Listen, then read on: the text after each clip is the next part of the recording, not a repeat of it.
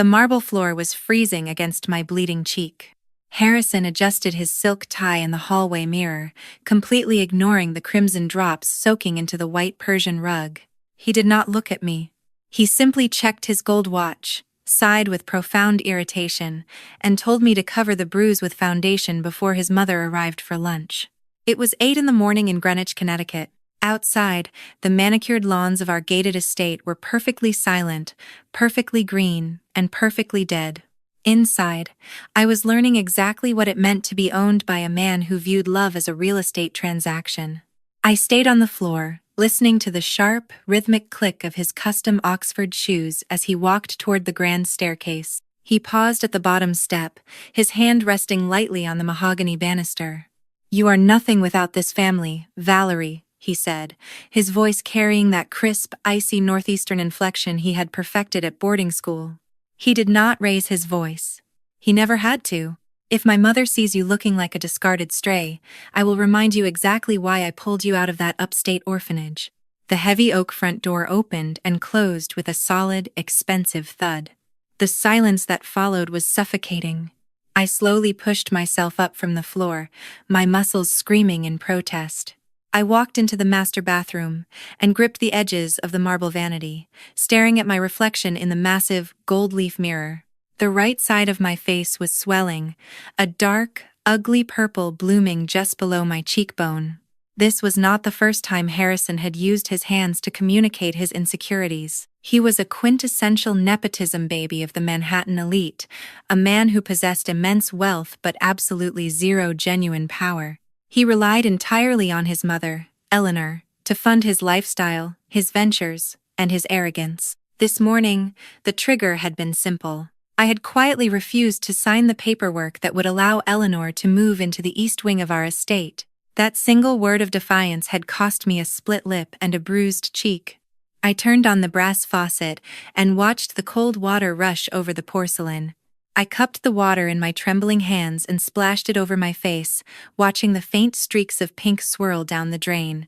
For 10 years, I had played the role of the grateful, submissive charity case. I was the quiet girl from the grim, underfunded foster care system of upstate New York, molded by austere nuns and indifferent social workers to be invisible. Harrison had found me when I was 22, working as a junior clerk in the archives of his family's legacy conglomerate. He thought he was buying a beautiful, broken thing that would never talk back. He thought my silence was a symptom of my weakness. He did not realize that in the orphanage, silence was how we learned to survive. Silence was how we watched, how we memorized the routines of our abusers, and how we planned our escapes. I reached into the top drawer and pulled out a heavy glass bottle of high-coverage foundation.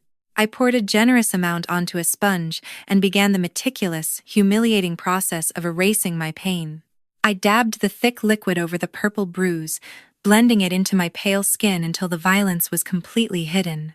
I applied a soft pink blush to mimic the flush of a happy, pampered wife. I coated my eyelashes in dark mascara and painted my lips a neutral, unthreatening shade of rose. By 9 in the morning, the battered woman was gone. In her place stood Valerie, the flawless, obedient wife of a Manhattan prince. I walked down the grand staircase and entered the formal dining room, where the household staff had already arranged the silver tea service. At precisely noon, the sound of heavy tires crunching against the gravel driveway signaled her arrival. Eleanor did not knock. Shilton swept into the foyer like a winter storm, dripping in diamonds and a heavy, suffocating floral perfume that always made my throat tighten. She handed her cashmere coat to the housekeeper without looking at the woman. "Valerie, darling," Eleanor called out, her voice echoing off the vaulted ceilings. I stepped into the foyer and offered a polite, practiced smile. "Good afternoon, Eleanor," I said, my voice steady and soft. She approached me, her sharp, calculating eyes scanning my face, my dress, my posture. She reached out and pinched my chin, her manicured nails digging slightly into my skin, dangerously close to the hidden bruise. "You look terribly pale, Valerie," she noted, her tone dripping with condescension. "Are you eating enough? Or are you simply letting my son's money go to waste on untouched organic groceries?" "I am perfectly fine, Eleanor," I replied, gently pulling my chin away from her grip. We moved into the dining room and sat at opposite ends of the long, polished mahogany table. The housekeeper poured the Earl Grey tea into delicate porcelain cups. For the next hour, I endured a masterclass in psychological torture. Eleanor criticized the temperature of the tea, the arrangement of the hydrangeas in the center of the table, and my lack of social ambition. She spoke of her philanthropic galas, her charity boards, and her absolute disgust for the lower classes. "We are the stewards of society, Valerie," she said, taking a delicate sip from her cup. "We do not show weakness, and we certainly do not associate with the filth that breeds in the forgotten corners of this state." She looked at me over the rim of her cup, her eyes narrowing. "Sometimes, I look at you, and I can still smell the cheap soap of that dreadful orphanage." I kept my hands folded neatly in my lap, my face a perfect mask of polite attention. I did not flinch. I did not argue. I simply let her talk, memorizing every cruel word, every arrogant gesture. At 1 p.m, Eleanor finally stood up, declaring that she had a board meeting in the city. She left the house with the same violent energy with which she had arrived. The moment the heavy oak door clicked shut behind her, the air in the house seemed to thin out. I stood up from the dining table and walked slowly back up the grand staircase. I entered the master bathroom and stared at my reflection one last time. The obedient wife was dead. I reached for a rough cotton towel, ran it under the hot water, and pressed it hard against my face. I scrubbed the foundation, the blush, and the lies away, revealing the dark, angry bruise in all its raw, ugly truth. I walked into my massive walk-in closet and bypassed the pastel dresses and soft cardigans Harrison preferred. I pulled out a sharp, tailored, charcoal gray suit. I dressed quickly, my movements precise and mechanical. I slipped my feet into a pair of black leather heels that clicked against the hardwood floor with the authority of a judge's gavel. I picked up my phone from the nightstand and dialed a secure unlisted number. The line rang twice before a deep, professional voice answered. "Is everything ready?" I asked, my voice dropping its soft, submissive tone. "The documents are finalized," the voice replied. "The trust has officially dissolved as of midnight, and the controlling shares have been transferred entirely into your name." "Excellent," I said. "I am on my way to the city." I hung up the phone, grabbed my leather briefcase, and walked out of the mansion. I bypassed the chauffeur and walked straight to the black luxury sedan parked in the garage. I started the engine, the deep rumble vibrating through my chest, and drove out of the iron gates of the estate. The drive down the Merritt Parkway was a blur of green trees and gray asphalt. For 10 years, Harrison and Eleanor believed they held the ultimate leash over me. They believed that because I was an orphan, I had no legacy, no power, and no claim to the world they ruled. But they had made one catastrophic, arrogant mistake. The massive legacy conglomerate that funded their mansions, their private jets, and their political influence did not actually belong to Eleanor. It had belonged to Harrison's late grandfather, a man who despised Eleanor's greed and saw right through Harrison's incompetence. Before he died, the old man had placed 51% of the company's voting shares into an ironclad, irrevocable blind trust. The beneficiary of that trust was not his daughter-in-law, nor his grandson. The beneficiary was the quiet, observant girl from the archives who had once helped him organize his private files with meticulous care. He had seen my brilliance, and he had seen my hunger. The trust was designed to unlock on my 32nd birthday. Today was my 32nd birthday. Harrison had married me not out of love, but out of a desperate, panicked necessity to act as my legal proxy while the trust was still sealed. He thought he could break my spirit so thoroughly that by the time the shares transferred to me, I would simply hand them over to him. He was wrong. I crossed the bridge into Manhattan, the towering glass and steel skyscrapers rising up like a fortress of corporate warfare. I pulled into the underground parking garage of the conglomerate's headquarters. I took the private executive elevator, swiping a newly activated black keycard that granted me absolute, unrestricted access. The elevator doors opened on the 50th floor. The air up here was thin, sterile, and smelled of expensive cologne and ruthless ambition.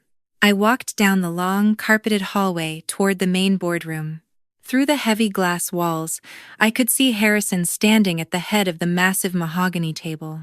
He was surrounded by 20 of the highest-ranking executives, sycophants who nodded eagerly at his every word. He was pointing at a chart on the screen, his chest puffed out, playing the role of the untouchable king. I pushed the heavy glass doors open. The hinges were completely silent, but the sudden shift in the room's air pressure made several executives turn their heads. The room fell into an immediate, suffocating silence. Harrison stopped mid-sentence, his hand freezing in the air. He stared at me, his eyes darting from the charcoal suit to the dark, purple bruise proudly displayed on my cheek.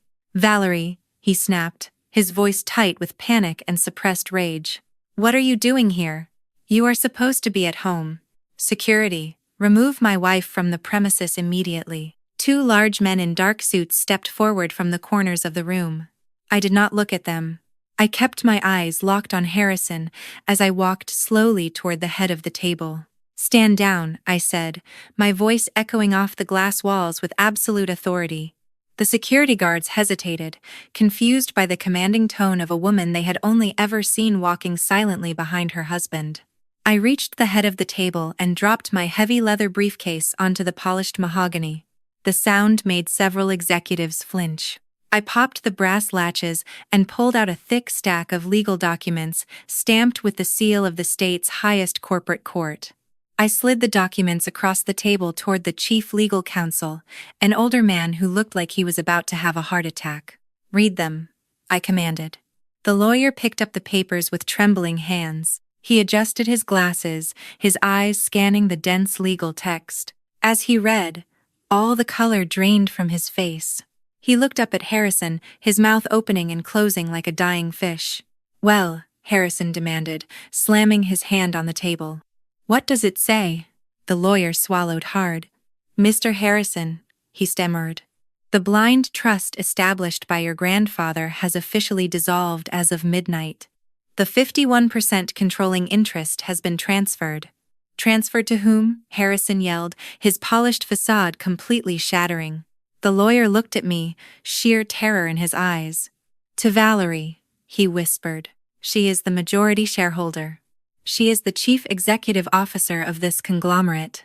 Harrison stared at the lawyer, then turned his gaze slowly back to me. His face was pale, his jaw trembling. "This is a joke," he muttered, stepping toward me. "This is a pathetic, illegal joke.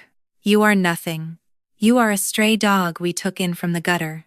I looked at him, feeling absolutely nothing but cold, calculated triumph. "I am the owner of this building, Harrison," I said, my voice dropping to a deadly whisper. "I am the owner of your bank accounts, your trust funds, and your future. And as of this exact second, you are fired." The boardroom erupted into chaotic murmurs. Harrison lunged across the table, his hands reaching for my throat, the monster finally revealing itself in public. Before he could touch me, the two security guards grabbed his arms, twisting them behind his back. "Get your hands off me!" he screamed, thrashing wildly against their grip. "I am the king of this company. I own you. I own all of you." I leaned forward, resting my hands on the table, and looked directly into his panicked, bloodshot eyes. "You own nothing, Harrison," I said softly. "Now, get out of my chair." I watched with cold satisfaction as the security guards dragged my screaming, thrashing husband out of the boardroom. The heavy glass doors swung shut, cutting off his pathetic cries. I turned slowly to face the 20 executives still sitting at the table. They were staring at me in absolute, paralyzed horror. I walked around the table and sat down in the high-backed leather chair at the head of the room. I folded my hands neatly in front of me. "Gentlemen," I said, my voice perfectly calm, "we have a lot of work to do." Over the next 4 hours, I executed a ruthless, methodical corporate purge. I fired the chief financial officer who had helped Harrison embezzle company funds to pay for his private yachts. I fired the head of human resources who had buried dozens of harassment complaints against Eleanor's favored executives. I stripped the company down to its studs, removing every parasite that had fed on my adoptive grandfather's legacy. By 5 in the evening, the executive floor was a ghost town.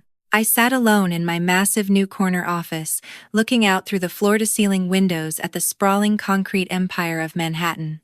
The sun was beginning to set, casting long, bloody shadows across the city. There was a soft, hesitant knock at the heavy wooden door. "Come in," I called out.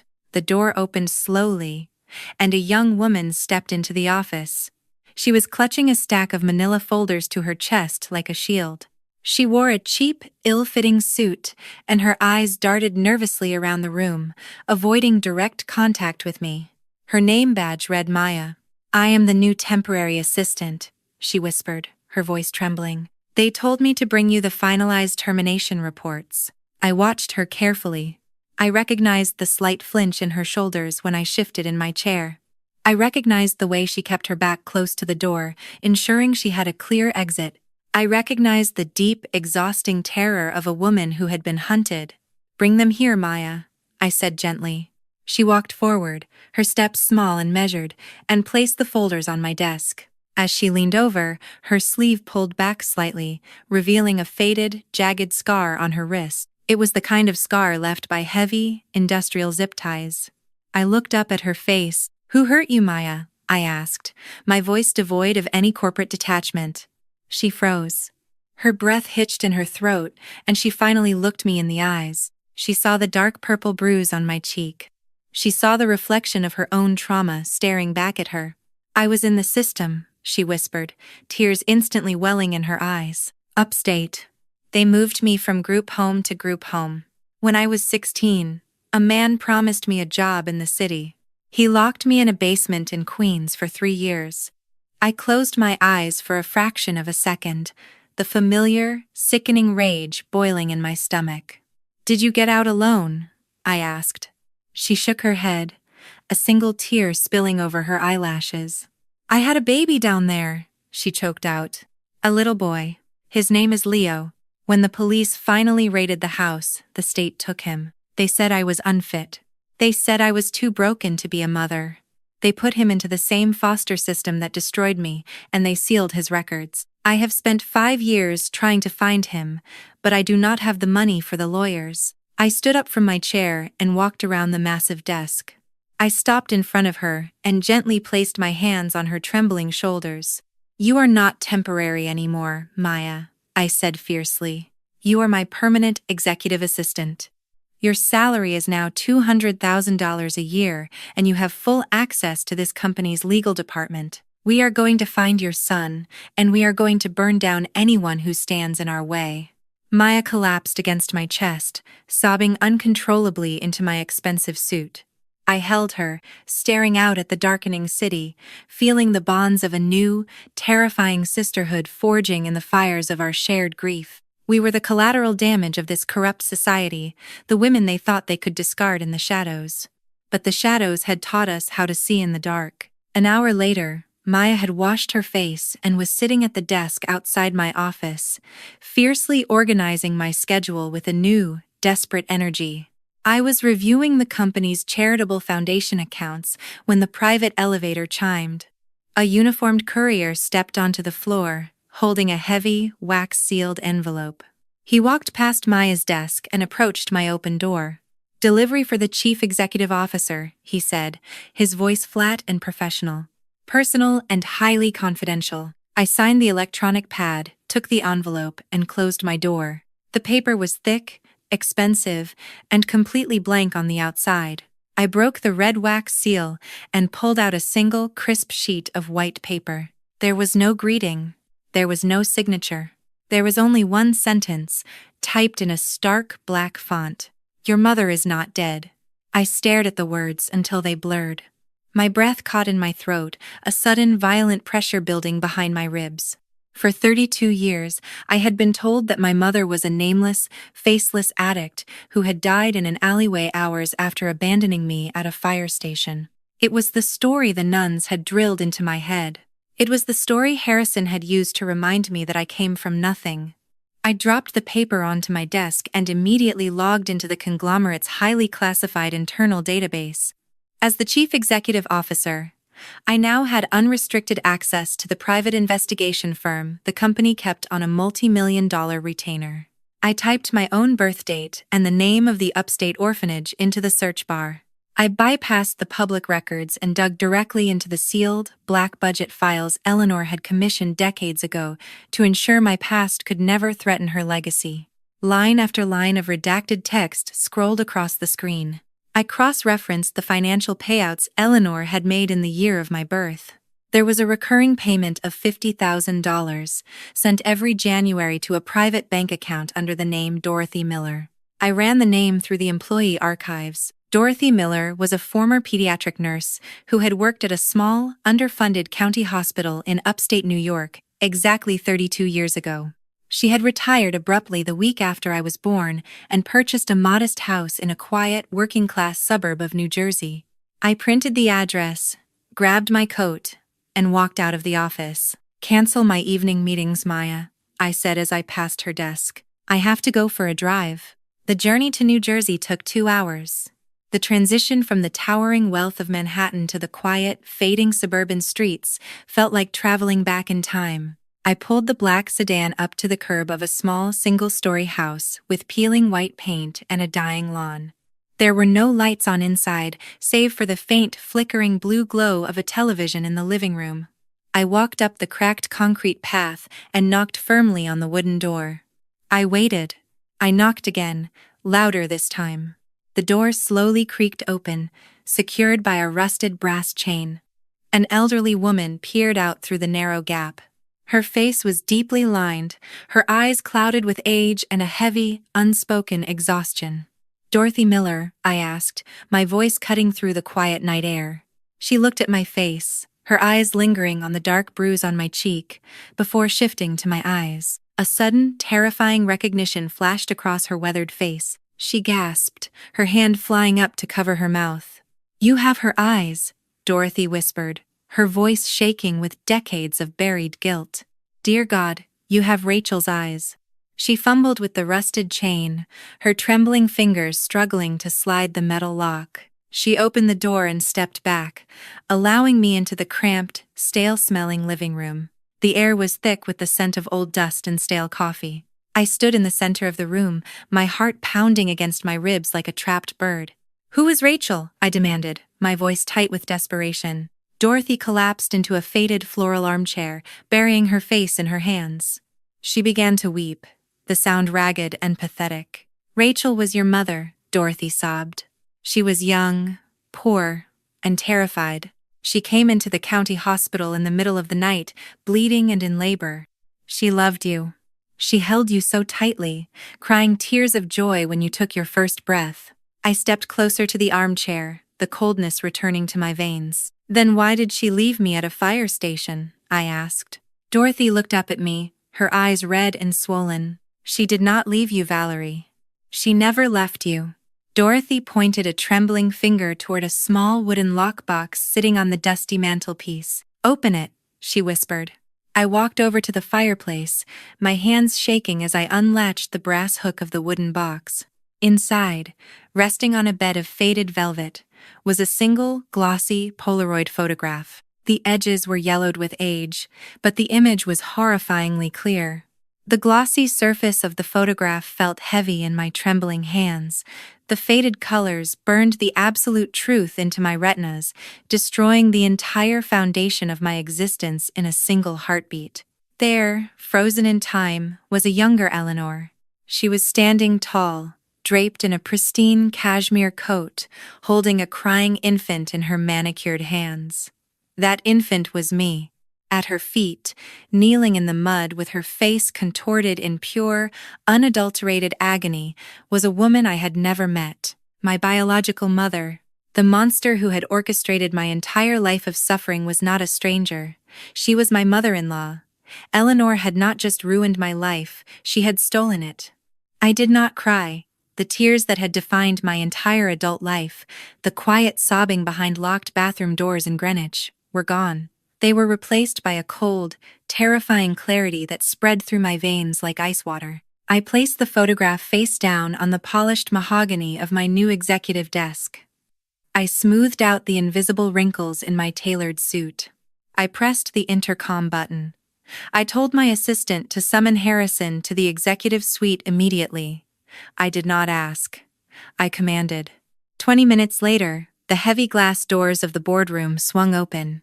Harrison walked in, his expensive leather shoes clicking against the hardwood floor. He looked at me with a mixture of annoyance and deep, unsettling fear.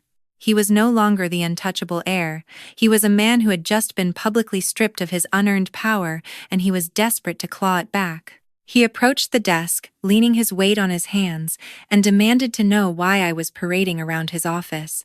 He told me this little corporate coup of mine was a cute stunt, but it was time to go home. He told me to put on my makeup, cover my bruises, and act like a grateful wife. I did not speak.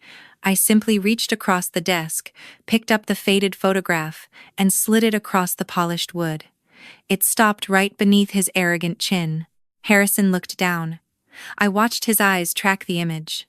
I watched the color drain completely from his face, leaving him looking like a hollow, terrified ghost.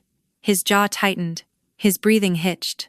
He knew. I asked him, my voice barely above a whisper, how long he had known. Harrison swallowed hard, taking a step back from the desk as if the photograph was covered in poison. He tried to laugh, a pathetic, trembling sound that echoed in the massive room. He told me I was being dramatic. He said it was just an old picture, probably doctored by some disgruntled former employee trying to extort us. I stood up. I walked around the desk, my heels silent on the plush carpet. I stopped inches from his face. I told him not to insult my intelligence. I told him I had the adoption files, the forged notary signatures, and the sworn confession of the nurse who watched his mother buy me like a piece of antique furniture. Harrison broke. The polished Manhattan elite facade crumbled, revealing the pathetic, insecure little boy underneath. He backed away, his hands raised defensively. He confessed. He told me he found out shortly before our wedding. He said his mother had arranged the marriage because I was already molded to be submissive. I was astray, he said, his voice dripping with a sickening mixture of guilt and condescension. He told me they gave me a home, a name, and a life of luxury that I never would have had in the gutter where I belonged. He actually believed he was my savior. He said he kept the secret to protect me. He said he hit me to keep me in line, to make sure I never dug too deep into the past. He viewed my abuse as a necessary management strategy. I looked at the man I had slept next to for 5 years. I looked at the hands that had bruised my ribs and fractured my spirit. I felt nothing but absolute, chilling disgust. I told him he was dismissed. Harrison blinked, confused. He asked me what I meant. He started to beg, his voice cracking, promising that we could fix this, that we could keep the money and send his mother away. He offered to betray his own flesh and blood in a heartbeat just to keep his status. I pointed to the door. I told him he had exactly 10 minutes to clear his personal items from the building before security escorted him out like a trespasser.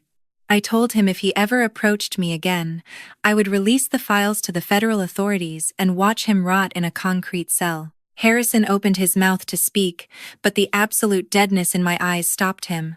He turned and fled the room, a broken, cowardly shadow of a man. I was alone again. The silence of the executive suite was deafening. But my work was not finished. The corporate purge was only the beginning. I needed to find the roots of my stolen life. I needed to find the woman kneeling in the mud. I left the glass and steel skyscrapers of Manhattan behind. I drove my car north, leaving the manicured lawns of Greenwich far in the rearview mirror. I drove for hours, watching the landscape shift from opulent wealth to rusting, forgotten decay. This was the underbelly of the state. This was where the elite discarded their mistakes. I arrived in a marginalized district upstate. The streets were lined with boarded-up storefronts and crumbling brick buildings. The air smelled of exhaust and damp earth. I parked my car near a sprawling homeless encampment beneath a concrete overpass. I walked through the maze of tattered tents and burning trash barrels. People watched me with hollow, suspicious eyes. My tailored clothes made me look like an alien in their world of survival. But I did not flinch. I was looking for a ghost. I held up a printed copy of an old driver's license I had found in the sealed files. I asked a woman huddled under a blanket if she knew the man in the picture. She pointed a trembling finger toward the far end of the encampment, near the rusting train tracks. I found him sitting on a discarded milk crate. His clothes were ragged, his face weathered by decades of harsh winters and unimaginable grief. His hair was gray and matted, but beneath the dirt and the defeat, I saw the structure of my own face. I saw my own eyes, looking back at me. This was Samuel, my biological father. I approached him slowly, not wanting to startle him. I knelt in the dirt, ruining my expensive trousers, and placed myself at his eye level.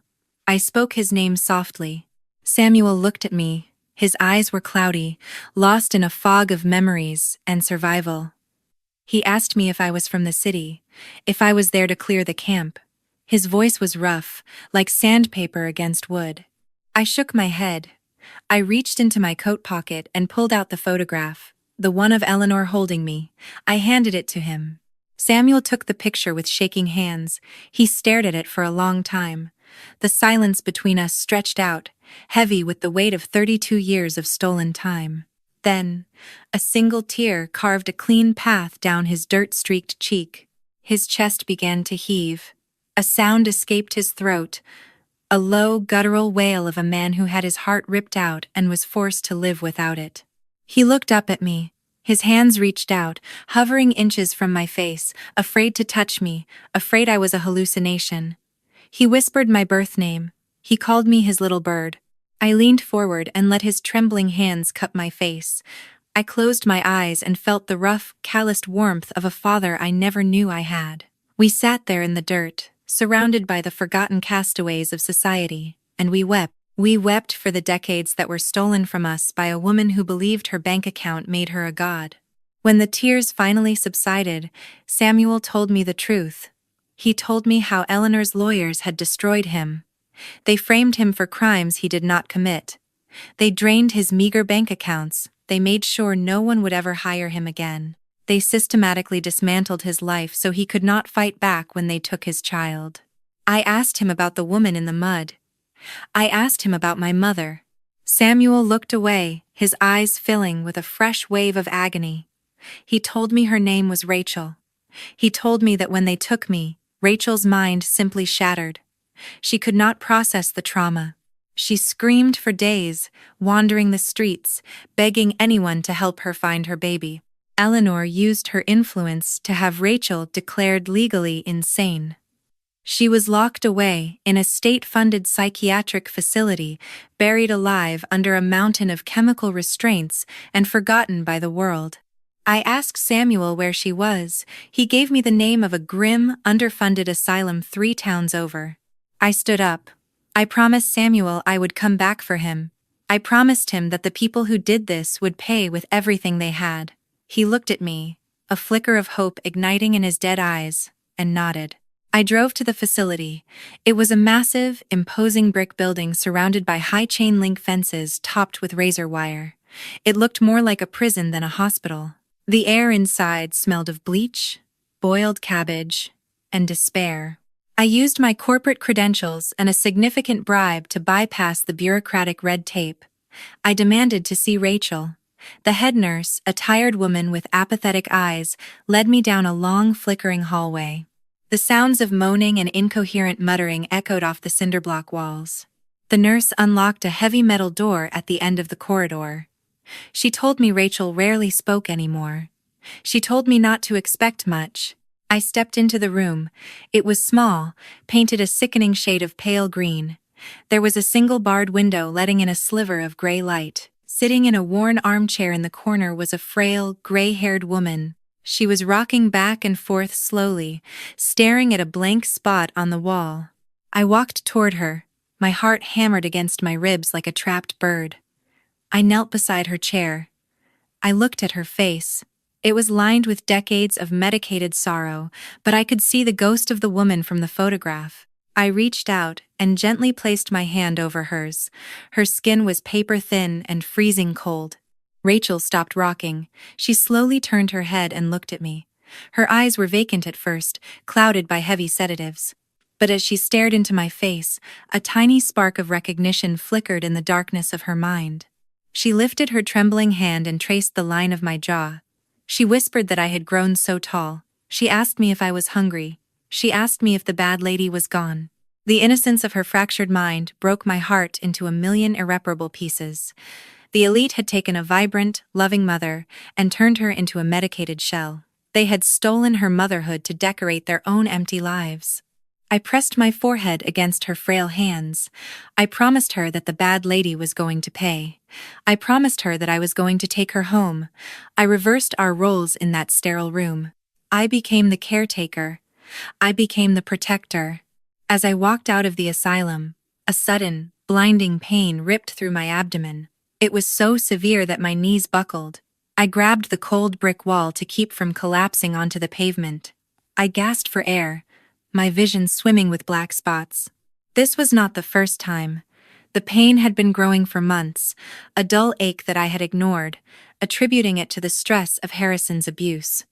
But this was different. This felt like a fire burning inside my organs. I managed to get to my car. I drove straight to a private medical clinic in the city, bypassing my usual doctors in Greenwich. I paid in cash. I used a fake name. I could not let Eleanor or Harrison know I was vulnerable. Dr. Aris, a quiet, thorough man, ran a battery of tests. I sat in his sterile office for hours, watching the clock tick away the precious time I needed to execute my revenge. When he finally returned, his face was grave. He sat down and folded his hands on his desk. He told me the words that stopped time. Early-stage cancer.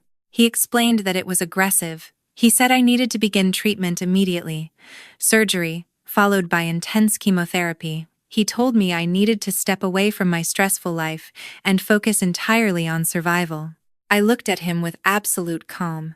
I asked him how long I could function before the pain became debilitating. Dr. Aris looked shocked. He told me I was not understanding the severity of the situation. He said if I delayed treatment, the odds of survival dropped drastically. I told him I understood perfectly. But I had a mission.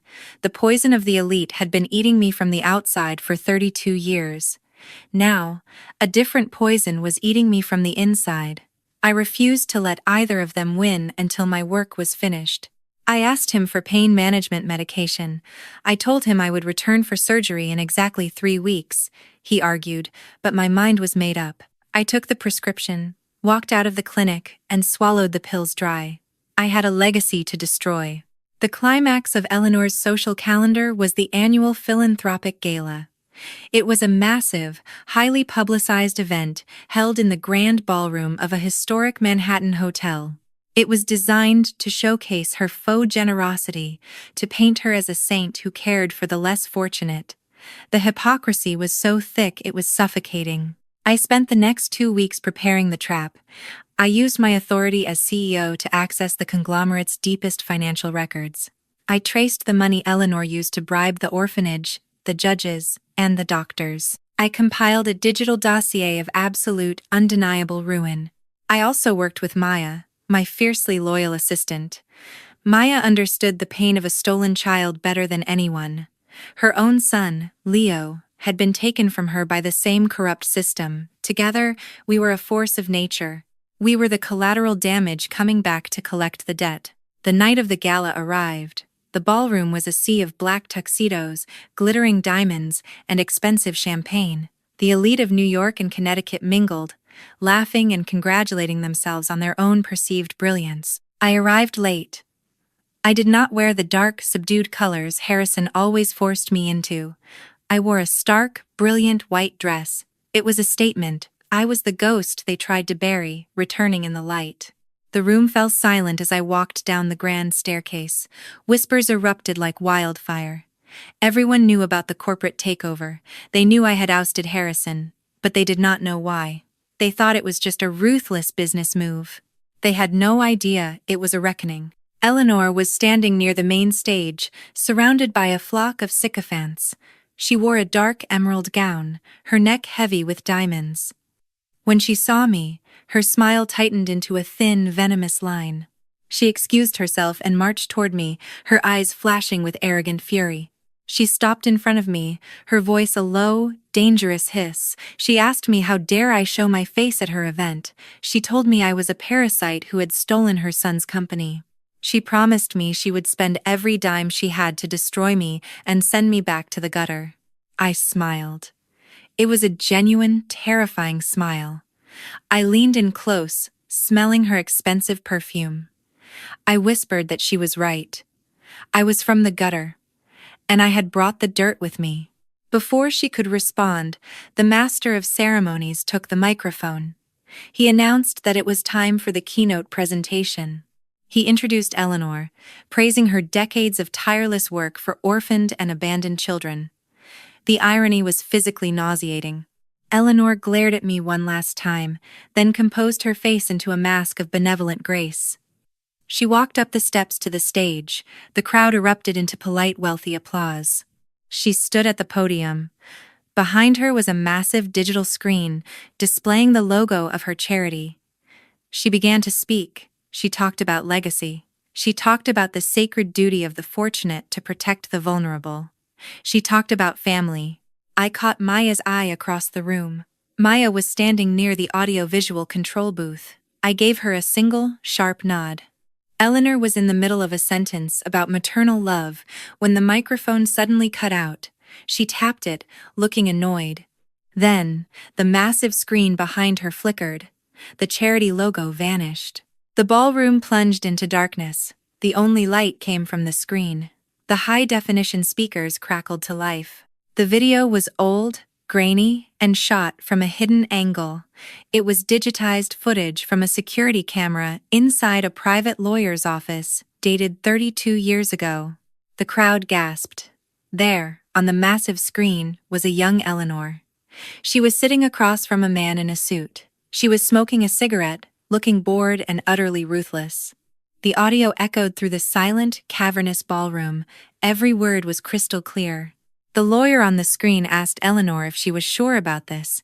He warned her that the biological mother was fighting back, that she was threatening to go to the police. Eleanor's voice, arrogant and dripping with disdain, filled the room. She told the lawyer to silence the woman. She ordered him to pay off the psychiatric board. She said, and I quote, "Lock the mother away.